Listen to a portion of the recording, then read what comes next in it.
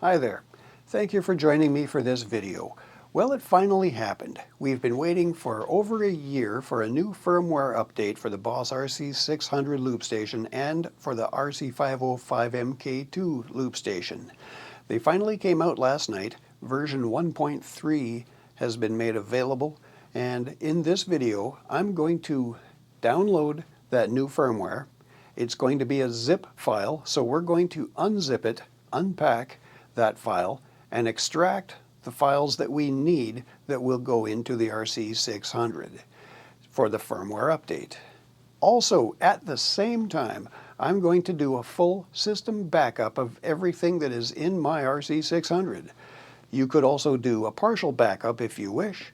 Anyway, I'm going to show you how to do both of those things at the exact same time without really spending any extra time, and you won't have to do them in two separate stages.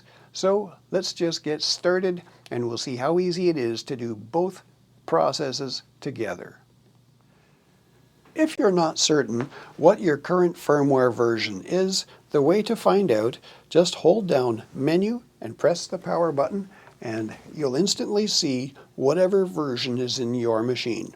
I have version 1.21. As in a previous video, that's what we installed. Search my previous videos and you'll see that if you wish.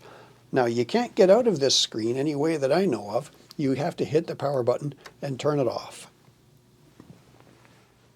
Now, to prepare for what we're going to do, let's plug in the USB cable. Now, you can plug this end in. It goes in right there. Plug it in. The power can be on or off at this particular time. It doesn't really matter. But to start the firmware initiation, you start from the power off.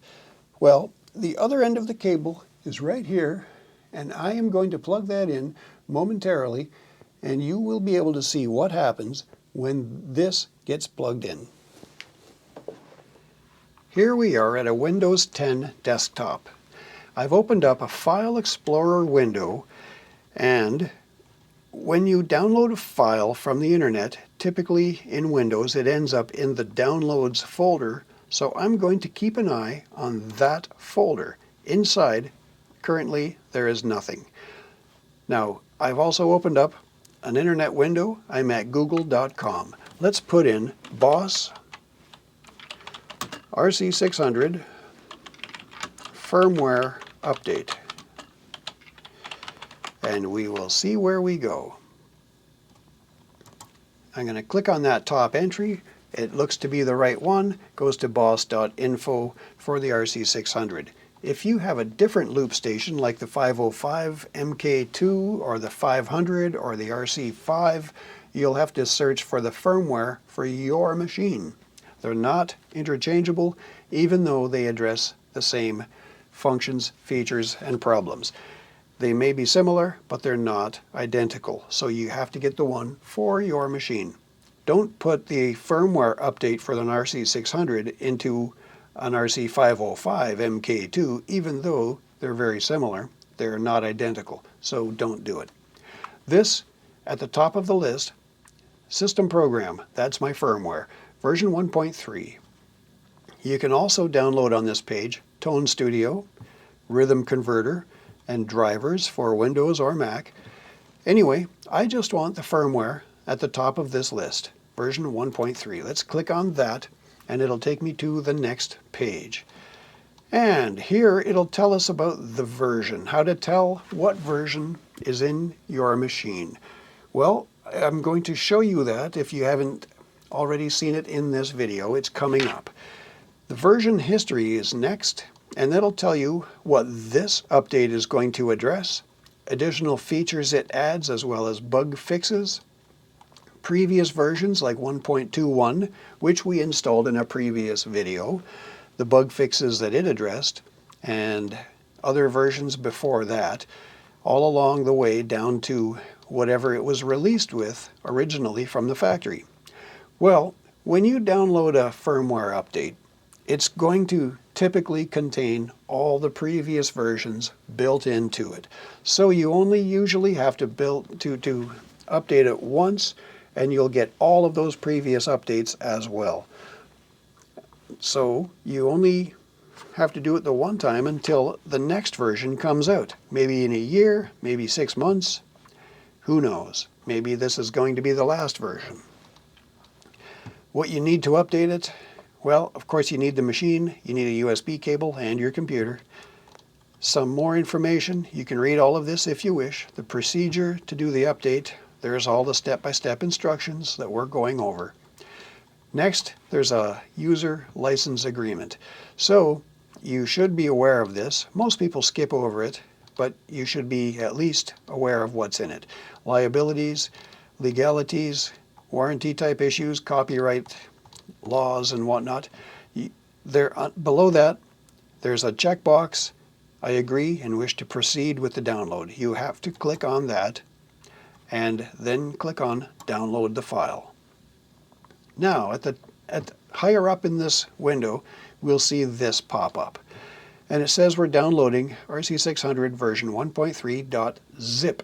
And over here in my downloads folder, we have now the file that we're currently downloading, as well as this partial file. That just basically, until the download is complete, it'll show as being a partial file. Once the download is done, this will disappear and we will have the zip file. And it's nearly done. A little bit slow because I guess the internet in my area is a little bit busy. So we just have to wait it out and let it come. And there we go. So that other one disappeared and now I have RC600 version 1.3.zip. So pay attention. Yes, it's a zip file. We have to unzip this folder, this file, and remove the files out of it that we want.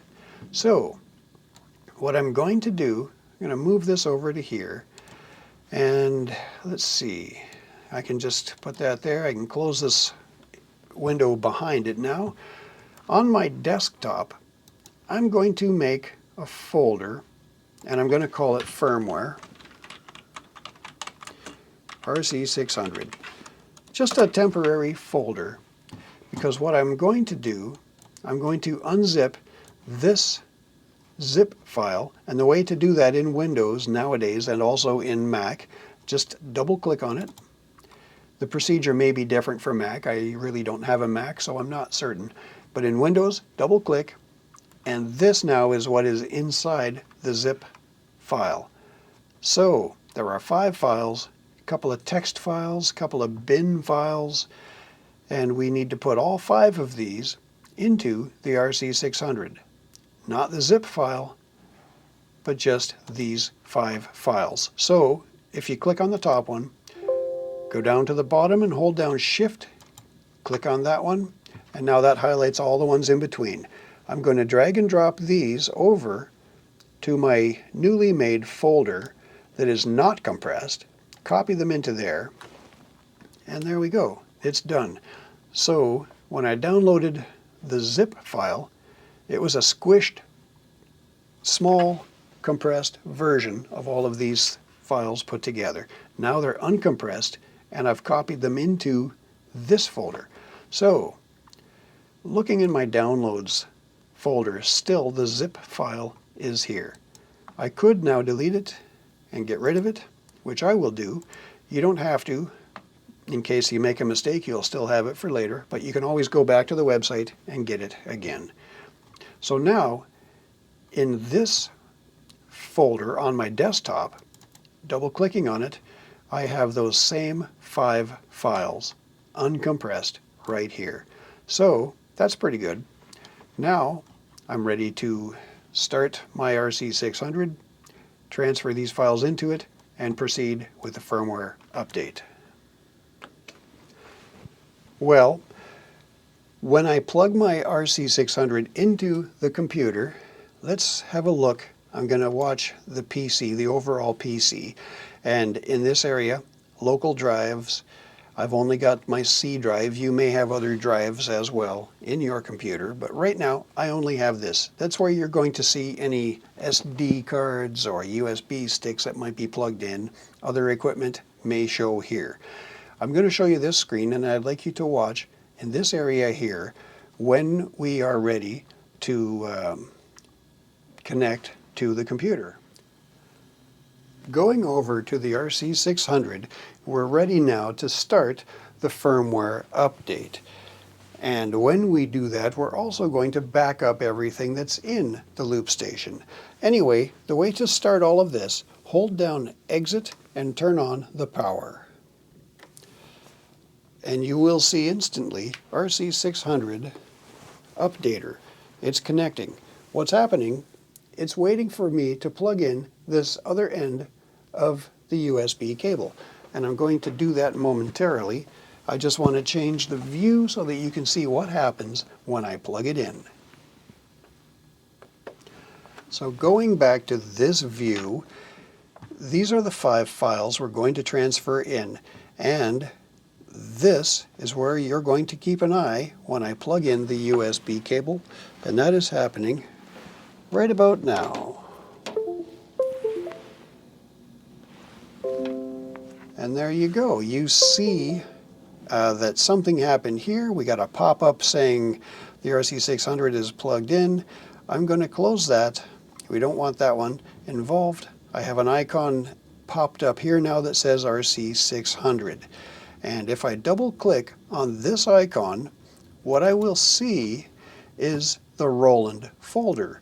Now inside of here, double clicking, this is actually inside my RC600. There's the data file folder and the wave folder. Well, let's back up one level so that I can see, well, let's go back even further. So basically what happens is, on this side there are the drives, the contents of whatever is highlighted on this side. Currently I've highlighted the PC, and the PC contains a C drive and the RC600. If I double clicked on either one of these, I'll see what is inside of that. So inside the RC600 is the Roland folder. Well, that is what I'm going to copy over to keep a backup of everything that is in my LoopStation. Now that's going to take a few minutes because there's, as it says, 822 items. It's going to take a little while. The more you have in your machine, the longer this will take. But that's okay, because we can do it all in one step. This is backing up everything that is in the machine. Configuration settings, sound files and folders. Let's just hit pause and let it do its thing, and I'll be right back in just a second. And here we go. I've fast forwarded it now. It's just about done. 100% right now. So I've made a Roland folder copy of everything in the machine. This is my backup. Well, as I said, we're doing that at the same time as doing the firmware update. So now I have to copy the firmware files, these 5, into this Roland folder.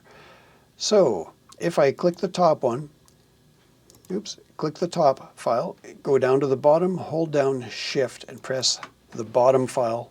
That highlights everything in between. Well, what happens now, I could either right click on it and copy and paste over to here beside the Roland folder, or I can drag and drop over to here beside the Roland folder. Well, some people end up trying to do this and they get their files in the wrong place. And there's a reason why that happens. If you go to this side and you are going to drag and drop anything here, let's see what happens. I'm going to drag these over to this area on the left side column. What happens is, if I hover over that icon for just a second, it pops open. And if I was to let go of the mouse button, it is possible that the whole list may jump. Let's go over the wave folder. What happens? Oh, it suddenly jumps open. And now I'm not hanging over the right folder anymore. So what can easily happen, let's let those go back there. I'm going to hit escape to let go. So I haven't copied anything yet. Well, what happens is on this left side of the screen, when you are about to copy and paste anything, if you do it on this side, you're going to hover over the folder you're after, your destination, for just a second. All of a sudden it'll pop open, the whole list could jump to a different spot, and you may let go of the mouse button but drop everything into the wrong folder. That is why people end up inside the roll-in folder sometimes. So don't copy anything by dragging and dropping. Don't copy anything over to the left side of a file explorer in Windows. Copy over to the right side, because that won't do the same thing. If I drag over to here, to this side, it won't pop open. But if I do it over here, it will. And I don't know why they made Windows do that, but they did. So I don't want them to go into the roll-in folder. I want them here beside the roll-in folder. 5 files, and here they come. Anyway, that is why sometimes things end up in the wrong place, because you're copying them to this side and not to this side. Anyway, now they are in the machine, and I have a backup of everything in case I need it. So the next step is to go back to the RC600, pull out the USB, and we will see what happens. I guess before we do that, I could right-click on an RC600 icon here and hit eject. Well, you see that pop up, you'll hear it, and it's been removed. So now it's safe to pull out the USB cable. So let's do that, and let's have a look at the RC600. I can see now that the RC600 is now waiting for me to say update, and the way to say yes is to press enter. So doing that starts the machine to use those 5 files to update itself to the new firmware. Once you've started this process, you shouldn't ever turn off the power or have an interruption. You have to leave it go to let it finish, so be careful you don't accidentally take a step and yank a cable out of the back of the machine, because that can really cause a big problem. We're already at 35%. I'm going to hit the pause button so that we don't have to watch all of this. I'll come back just before it's finished. Okay, I've skipped ahead a little bit. 97, 98, 99, 100%. Let's see what happens next. Updater is complete. Please turn off the power. All you can do is comply with that. So turn off the power normally, shut it off, and there you go. I would like to now cycle it on and see what happens. Just by turning it on normally, it's going to do its thing, and we should see pretty much it'll look identical as before. I'll go to whatever memory I was on last, and we will be able to start looping. There's really no indication of anything that's changed at this point. So let's just turn it off. It started normally. Off it goes. Now, what I want to do is check my firmware. And the way again to do that was to hold down menu, menu, and hit the power button.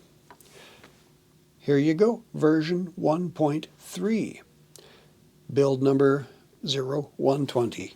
Not sure what the build means, but anyway, I got version 1.3, so we successfully installed the software, and we backed up everything into the computer.